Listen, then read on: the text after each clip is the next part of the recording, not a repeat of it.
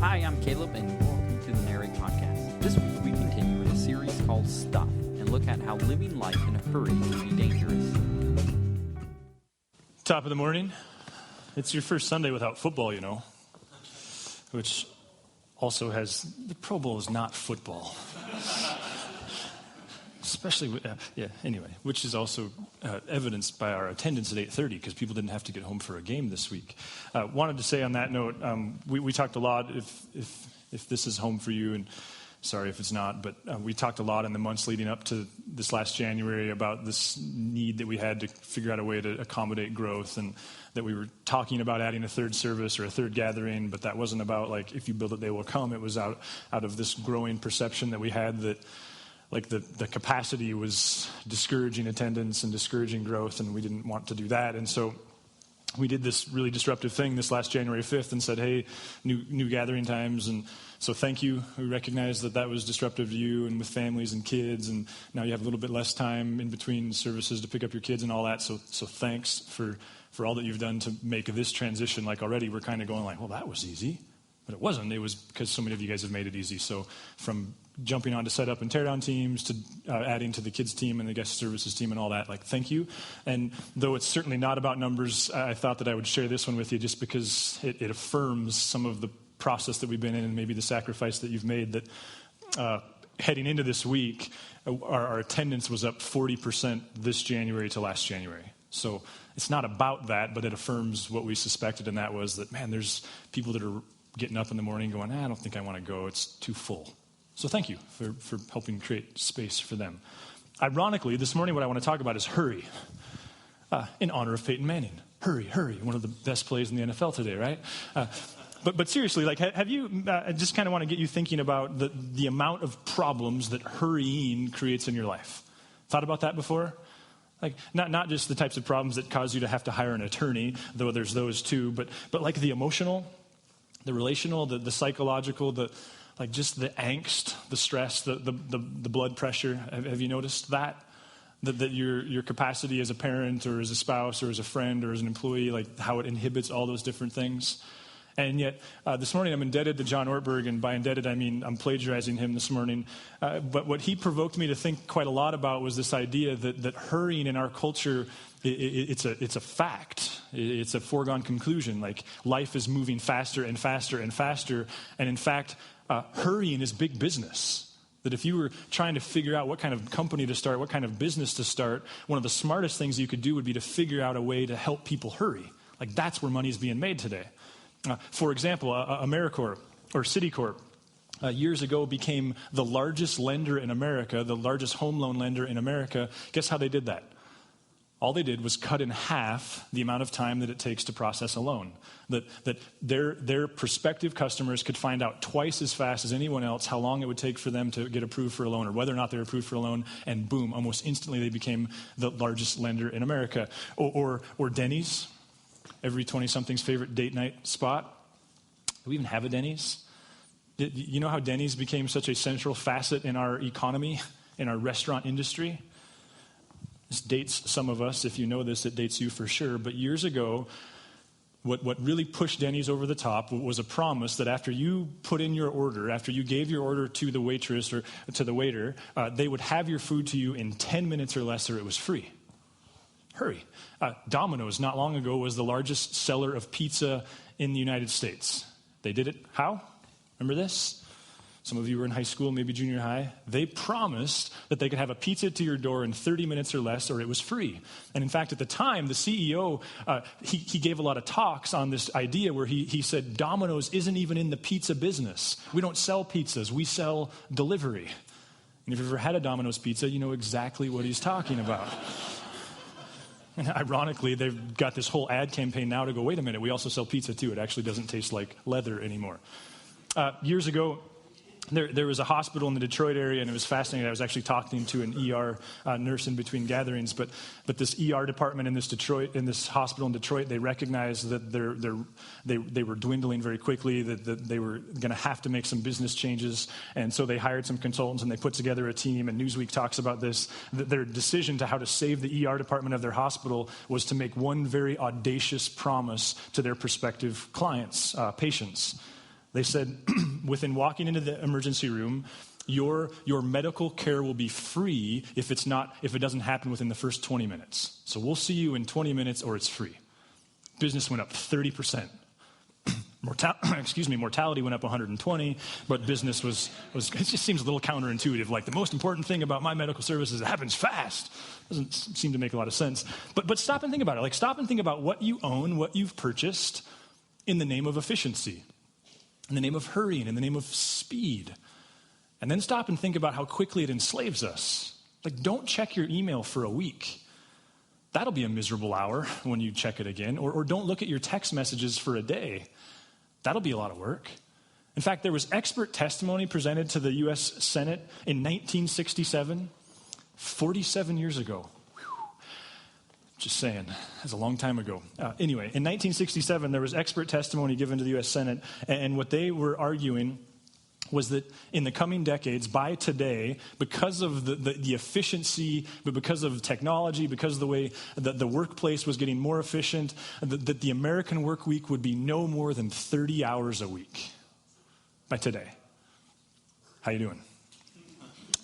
They also, the other thing they suggested was, okay, well, if it's not a 30-hour work week, it'll be a 30-week work year. See, what they were saying was we're becoming so effective at living so much at such a faster pace that we're going to run out of things to do. Anybody run out of things to do this week? Around that same time, there was a whole industry invented. It was a unique idea, though we take it for granted. It was an industry invented on this idea that said we're going to sell food not based upon its quality, not even based upon its price, but based upon the speed upon which it's delivered.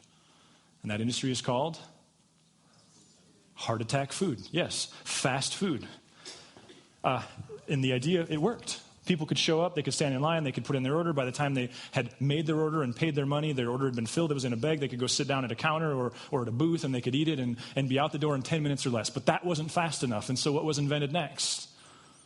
The drive-thru, which allowed families to eat in their vans as God had always intended.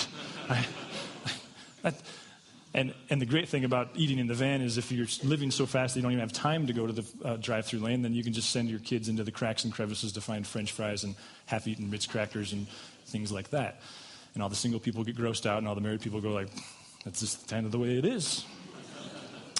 So I guess this morning, initially what I want to get us thinking about is just how you're doing with hurried sickness. Like how sick you might be. There's a guy named Meyer Friedman. Meyer Friedman was the very first guy in the 60s, in the same era. Meyer Friedman, who recently passed, he was the first person to popularize the idea of the type A personality. He recognized that there was a type of person who was prone to be angry and in a hurry all the time.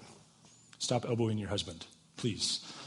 He recognized, now here's what's fascinating about Meyer Friedman, because he did a great deal of work. You can Wikipedia him. I did this week. It's quite fascinating. He contributed to a lot of ideas that we take for granted today. But here's what's fascinating about Meyer Friedman. He wasn't a psychologist. He wasn't a sociologist. He wasn't even a family practice doctor. He was a cardiologist.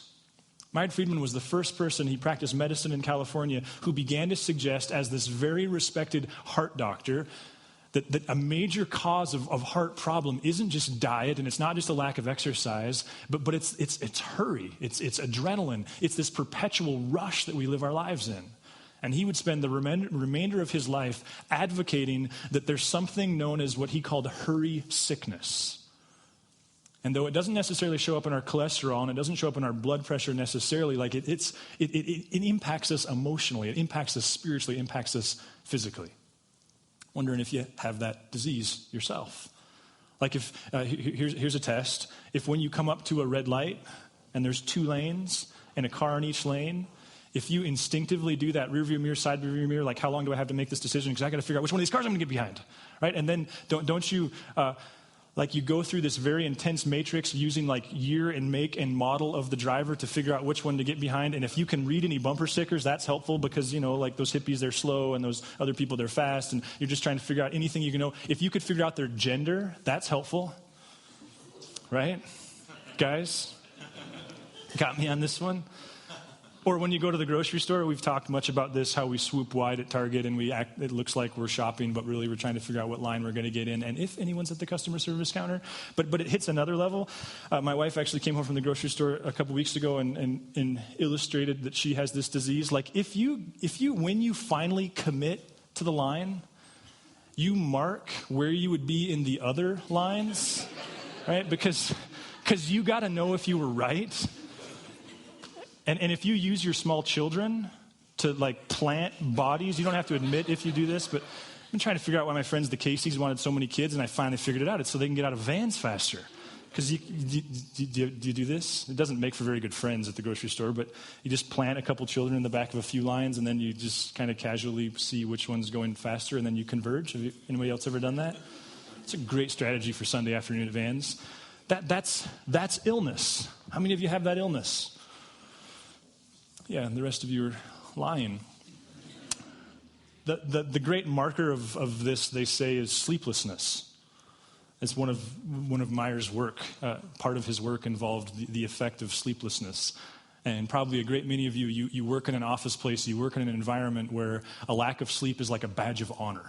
It's an indicator that you're really committed to the company, that you're really committed to the job.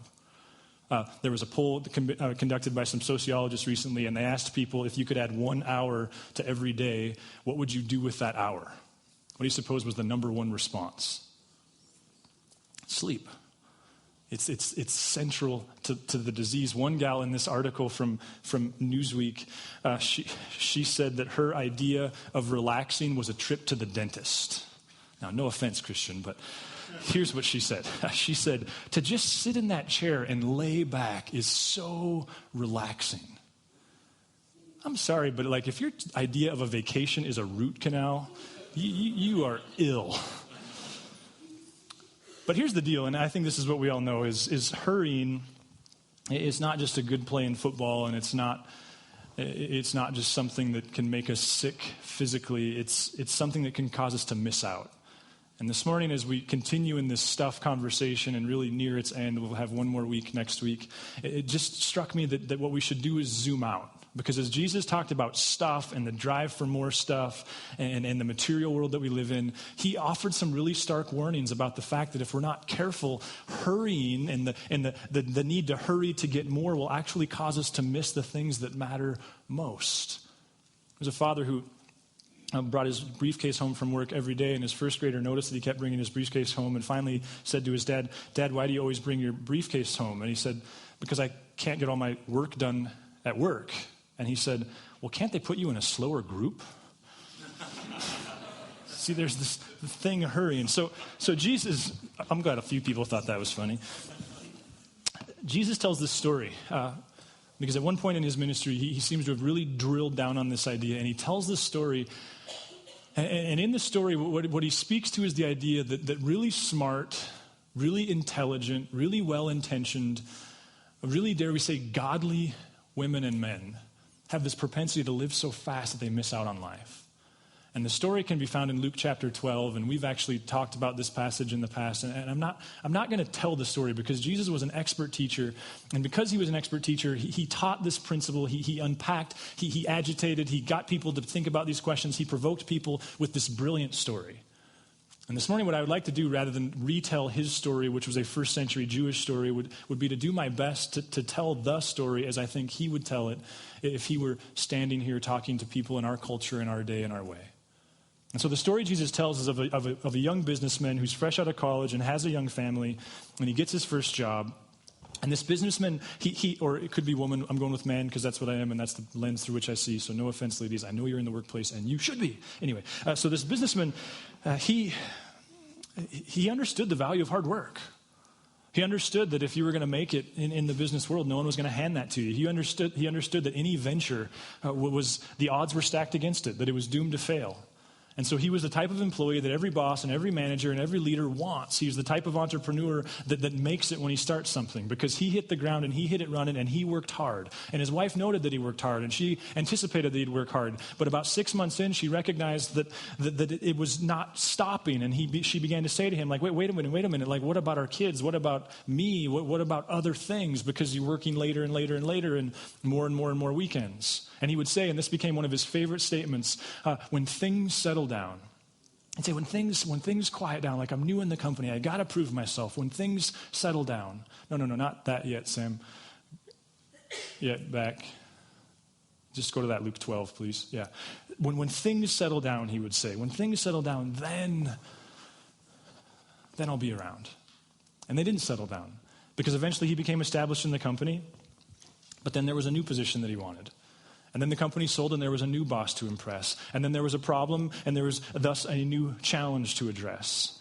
And slowly but surely, his wife stopped pointing out that he was missing things. And his kids, they became in their elementary years and eventually in their middle school years. And there was a season when they would say things like, why don't you ever play catch with us? And why'd you miss my game? But they stopped too. They just became to accept that for him, his occupation had become a preoccupation. And every once in a while, he'd feel guilty. He'd think, man, it's been a long time since I've been to church. I used to go every Sunday. But then he'd think to himself, but Sunday's the only day I really have to unwind. And besides that, you don't have to go to church to be a Christian. And besides that, someday I'll have time to get involved. Every once in a while, he would see his kids, and he would see in their eyes that he was missing their life, and he would feel guilty. And he would say to himself, yeah, but I'm doing this for them. It's so they don't have all the college debt that I had. It's so that they have nice things. It's so that they can be on these sports teams that are getting more and more expensive. And so the refrain was consistent. When things settle down, and he just pushed harder and continued to miss out on more. And then one night, he was awakened by this twinge in his heart, this odd feeling. And he woke his wife up, and she was terrified, and she insisted that he get into the doctor the next day, but he didn't want to go to the ER where they guarantee treatment in 20 minutes because he felt like that was dangerous. And so he went to this cardiologist, and the cardiologist confirmed what he suspected, and that was that he had a mild heart attack. His cholesterol, his blood pressure, the fact that he was overweight, his eating habits, they all confirmed that this had happened. And that terrified him. And he got really, really motivated. He bought all kinds of fancy devices and gym memberships and changed his diet and changed where he liked to go out for lunch, and he did all the right things. In fact, he even got one of those devices where he could measure his body fat because he was in the process of lowering his body fat, which, aside, I heard Ken Davis, who's this brilliant communicator and comedian, he said that if you want to know your body fat, you don't need one of those fancy devices. All you need is a cheap stopwatch. He said, here's what you do. This is gross, but I think funny. He said, you go to the store and you buy the cheapest stopwatch you can find, and then you put it next to your bathroom sink, and then when you get out of the shower, you grab the stopwatch and you go stand in front of a full-length mirror. And he said, simultaneously, you start the stopwatch and you stomp your right foot as hard as you can. And then he said, when things stop jiggling, hit the stopwatch again. He said, I'm up to 3 days, 6 hours, and 2 minutes. Anyway, he got motivated. He became convinced that he had to take care of his health. But when the symptoms went away, so did his motivation. And so things kind of slipped back into where they were before. And then one day the boss called him into his office. And the boss, he had long ago identified that this guy was going to be the hope of this company in the 20 years beyond his tenure. And the boss, he disclosed to this guy who now had high school students in the house, he disclosed to him that the company was facing a really interesting challenge and opportunity. See, what he said was that they had grown larger than they'd ever been before, and that the demands upon their product were much greater than they'd ever been. And so that's a good thing. The bad thing was they'd been watching for years, and they'd been hearing more and more talk, and what they were realizing was soon their infrastructure wasn't being able to any longer support their production. And we're still, the feedback they were getting from their customers was becoming more and more negative towards the level of excellence they were able to deliver. And so the boss, he gave this man a brilliant opportunity. He said, I want you to handpick whoever you want from within this company, and you guys, you're charged with spending the next year figuring out what is the next iteration of this company. What updates do we need to make? What supplies do we need to buy? How do we need to do some repositioning? Who do we need to hire? What expertise are we missing? And from that point forward, this man became like a man possessed. The degree to which he worked hard before was nothing compared to what he did now. He went to conferences. He read books. He hired consultants. He had countless meetings. He left no rock unturned, as it were. He did everything he could to figure out backwards and forward, to figure out every possible outcome, to hear horror stories from other companies who'd been here and success stories from other companies who'd been here. He did everything he could to present the right idea. And in the midst of that, his wife hit a new level of frustration. And she would say to him, come on, the kids are almost gone. And he would say, but honey, like when I get through this one, like when I present this idea, if I can nail this one, we'll be set. Like things will finally settle down. And she didn't roll her eyes, but she didn't believe him either. And one night, he was working at the kitchen table and she was ready to go to bed. And she said to him, hey, I'm going to go to bed. And he said, I'm going to work. It was 10 o'clock. And she went up, and it wasn't an abnormal experience. And she went up, and she crawled into bed. And at 3 o'clock in the morning, she woke up, and he wasn't there, and that wasn't a new experience. And she started walking down the stairs to get him, as she'd been prone to do. And as she was walking down the stairs, she could see him at the kitchen table, and she was a little disgusted because, once again, he was sleeping on his computer. And she walked up behind him, and she kind of conjured up grace, and she put her hand on his shoulder, and she said, honey, it's 3 o'clock in the morning. Come on. And he didn't answer. And she said it again. And then she realized he felt a little cold, and she got this sick, nauseous feeling in her stomach, and she ran to her phone, and she called 911. And by the time the paramedics arrived, all they did was confirm what she already knew, that sometime in the middle of the night, he'd had a massive coronary heart attack, and he had died. Now, news of his death in Jesus' story was a big deal. Like, it was a really big deal. In fact, articles were written in him in journals and in the local newspaper in the business section. And it was a shame he couldn't hear the things being said about him because he was very respected for his occupational work. He was celebrated. He was said things were said of him that he'd never heard said to his face. And then they had a funeral. And at his funeral, the whole community was there. The place was jammed. And everybody walked by his body in a casket. And they said the same stupid thing everyone says at funerals. He looks so peaceful. It's amazing what rigor mortis will do. And they sat down, and they began to eulogize this man. And it was the most brilliant thing said of him. He was a straight arrow, they said. He would never cheat on his wife or his taxes or his business. He was an entrepreneur. He was a risk taker. He was a pioneer. On and on they went. And finally, when the eulogizing was over, they closed the casket. They took him to the cemetery. They lowered him into the ground. And when everyone was gone, they covered his casket with dirt, and the widow went home with her now adult children. And in the middle of the night, the angel of the Lord showed up at the cemetery. And he made his way through the countless headstones, and he found the marker marking this man's his burial. And he stooped down, and in the dirt in the ground, with his finger, the angel of the Lord traced the one word God had given him to assess this man's life. He wrote the word fool. You fool, Jesus was saying to this man. And that's the story. Like, you can go read the story. In fact, I would encourage you to. And by our traditional, our culture, especially around here's way of talking about Jesus, it's a harsh story. And you ask yourself the question, like, did Jesus suddenly get caught up in name calling? Was he angry? Did he have a bad day? And yet, as you look at the story, what you see is what Jesus was doing was offering the most honest assessment he could offer of this man. That he was a fool. That in all of his calculating, in all of his planning, and in all of his hard work, and in all of his work and everything that he did, he was so careful, so precise, so trying to figure out every possible outcome, he failed to account for the one most certain outcome that all of us face. He failed to account for his death. And the story that Jesus unpacks is a story where he suggests that God pities the person who fails to reconcile the fact that someday he or she is going to die. That this man, he was so busy building for himself a career, he failed to build for himself a life. He was so busy adding to his kingdom, getting his stuff, Jesus tells us, that he failed to take account in Jesus' kingdom.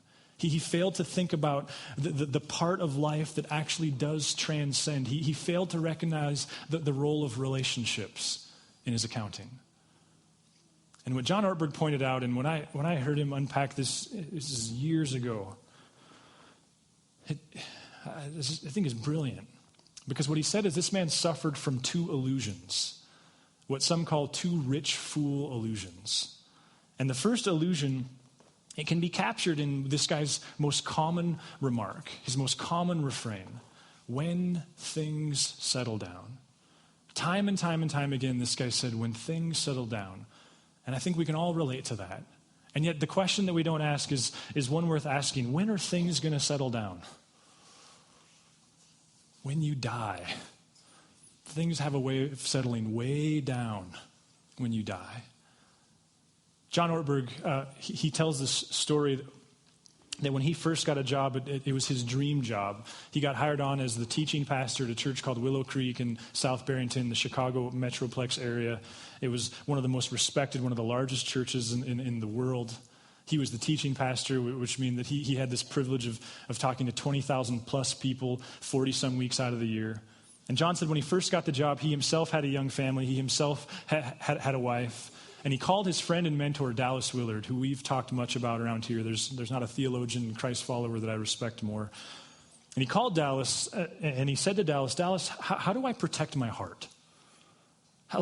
See, what he was recognizing was he had just stepped into the rat race. He just landed his dream job. Suddenly, he was going to have more pressures and more opportunities than he could have ever imagined. How do I keep from losing the things that really matter? And he said there was this long silence. And finally, Dallas said to him, you must ruthlessly eliminate hurry from your life. And John said that there was this silence again, and he literally said, okay, hurry up. What else? I've only got a few minutes here. I want to get everything out of this conversation. And Dallas giggled, and then there was long silence again. And he said, there is nothing else. And then this incredible philosopher, incredible theologian, this man who was not only respected among the likes of USC, but also among Christ followers everywhere, he said, in other times and in other places, there were other enemies to the spiritual life. But in this time and in this place, there's only one. It's hurry. And John said, he said to him, but wait a minute, Jesus was incredibly busy. Read the Gospels. He was constantly in motion. And Dallas said, don't confuse busy for hurried. He said, busy is a function of the body. Hurried is a function of the soul, of the heart, of the mind. He said, Jesus, he always had things to do, yes. But he said, stop and think of this. What can you do that Jesus commands you to do in a hurry? He said, can you love people in a hurry? Can you listen to a child in a hurry?